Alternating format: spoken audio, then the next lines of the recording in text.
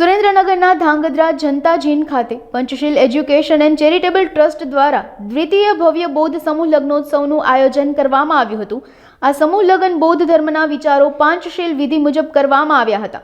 આ સમૂહ લગ્નોત્સવમાં 11 દીકરી દીકરાનું લગ્નનું આયોજન કરવામાં આવ્યું હતું। ટ્રસ્ટના પ્રમુખ શાંતિલાલ રાઠોડે જણાવેલ દ્વિતીય બૌદ્ધ સમૂહ લગ્નોત્સવમાં ધાંગધ્રાની જનતા અન્ય સમાજનો ખૂબ સારો સાથ સહકાર મળ્યો હતો।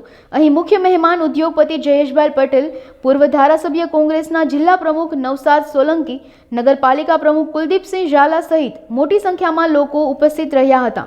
પંચશીલ બુદ્ધિસ્ટ ચેરિટેબલ ટ્રસ્ટ દ્વારા દ્વિતીય સમૂહ લગ્નનું આયોજન કર્યું છે અને સંપૂર્ણ બૌદ્ધ વિધિથી આજે 9 દંપતીઓએ પોતાના વિવાહ મંગલ કાર્યનું સંપન્ન કર્યું છે। એ માટે સૌને હું ખૂબ ખૂબ શુભકામનાઓ પાઠવું છું।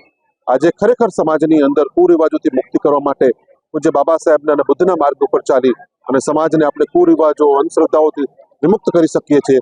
એ જ પ્રસંગે આજે ખૂબ સુંદર મજાનું આયોજન થયું છે। વિશાળ સંખ્યાની અંદર લોકોએ આ કાર્યક્રમની અંદર ભાગ લીધો છે।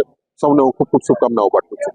આજે ધાંગધ્રા ખાતે અને ઝાલાવાડની ધરતી પર પંચશીલ એજ્યુકેશન એન્ડ ચેરિટેબલ ટ્રસ્ટ દ્વારા દ્વિતીય બૌદ્ધ ધર્મ સમૂહ લગ્નનું આયોજન આપવામાં આવ્યું હતું અને બહોળી સંખ્યામાં આજે ધાંગધ્રાની જનતા અને દાતાઓએ ખૂબ સાથ સહકાર આપેલ અને ખૂબ દાન આપેલું છે અને આ દાનનો એક સારો ઉપયોગ કરી એક ગરીબ નવ દંપતી દીકરીઓનો આજે પ્રભુત્વમાં પગલાં પાડ્યા છે અને આ નવ દંપતીનું જીવન સુખમય બને અને મંગલમય રહે એવી અમે પંચશીલ એજ્યુકેશન ચેરિટેબલ ટ્રસ્ટ દ્વારા અમે શુભેચ્છા પાઠવીએ છીએ અને સમાજમાં આ પંચશીલ એજ્યુકેશન એન્ડ ચેરિટેબલ ટ્રસ્ટ કોઈ પણ સમાજમાં કોઈ પણ ગરીબ ઘરનું હશે કે કોઈ પણ આર્થિક રીતે અને પછાત રીતે બધું પણ કામ કરી શકશે અને આ ટ્રસ્ટ દ્વારા અમે ખૂબ આગળ મહેનત કરશું।